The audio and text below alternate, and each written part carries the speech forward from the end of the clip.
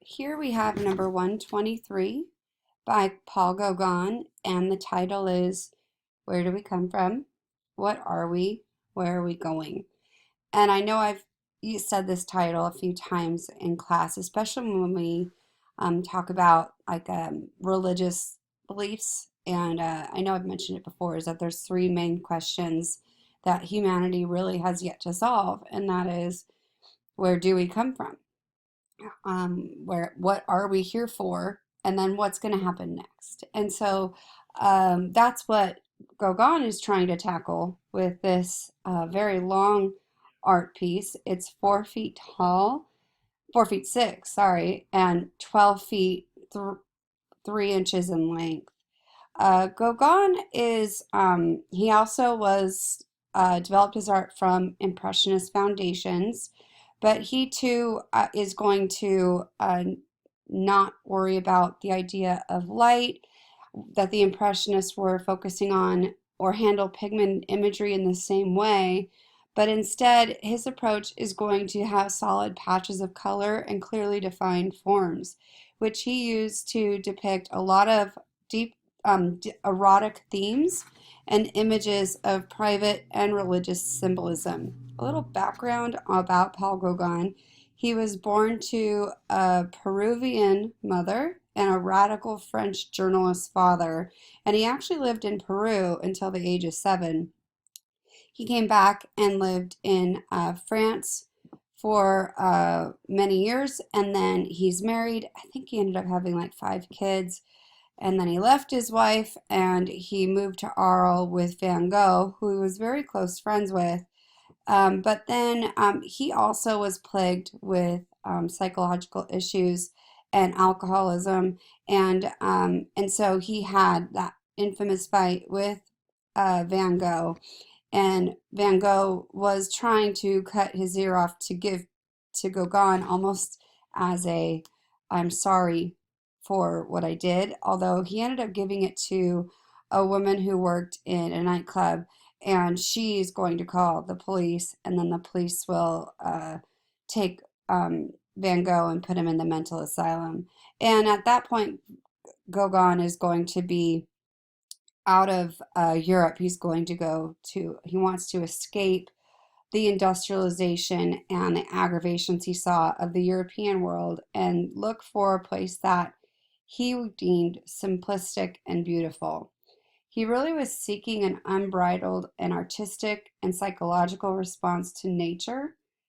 This was inspired again by a range of sources, including Japanese prints, folk art, and stained glass. He sought to paint in a primitive way, employing decorative qualities of folk art such as brilliantly colored flat shapes, anti-naturalist color, and bold black outlines, which wasn't an impressionist thing. He called his style synthesism because he thought he synthesized observation and the artist's feelings in an abstracted application of line, shape, color, and space. This was the largest painting he ever made.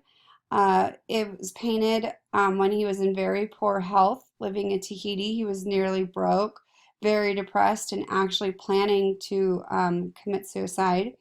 He intended this piece to be a summation of his art and life.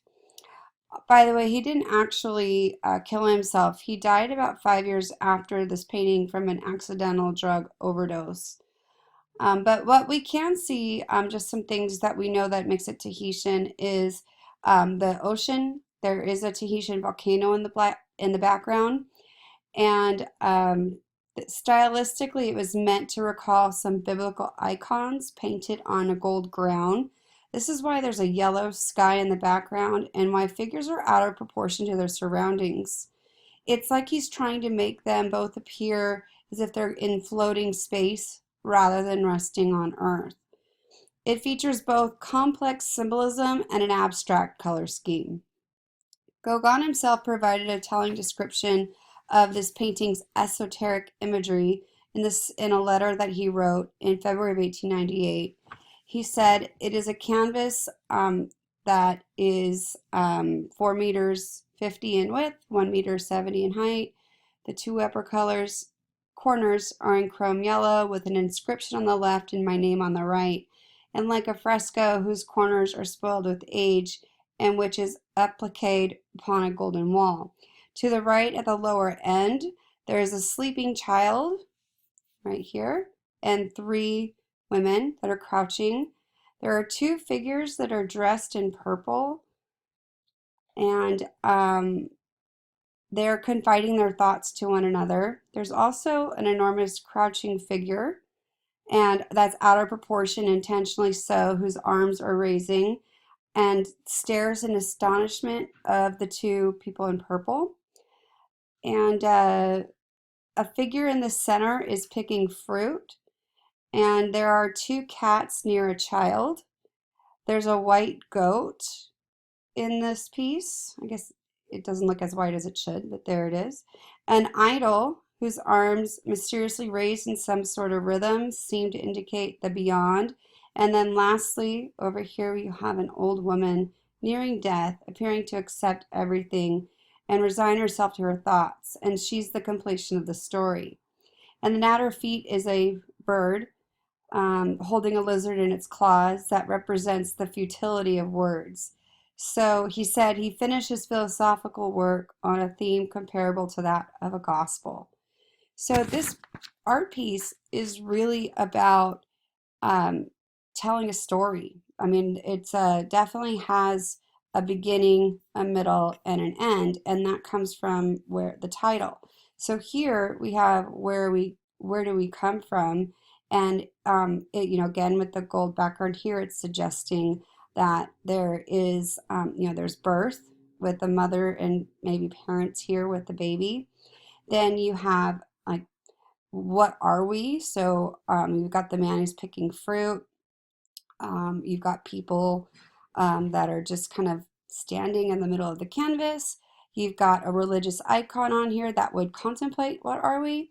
And then last with the dying woman, it's where are we going? And again, it's like he said in that letter that this woman is following the natural progression of life and seems resigned to her fate. And so he really felt like this was his grand masterpiece because it's tackling those three big questions and from his interpretation. Now, his use of color is subjective. He's not he's using color to express emotion, and that's very clear in this piece. And then it is definitely very expressionist. So this is Paul Gauguin's, and where do we come from? What are we? And where are we going?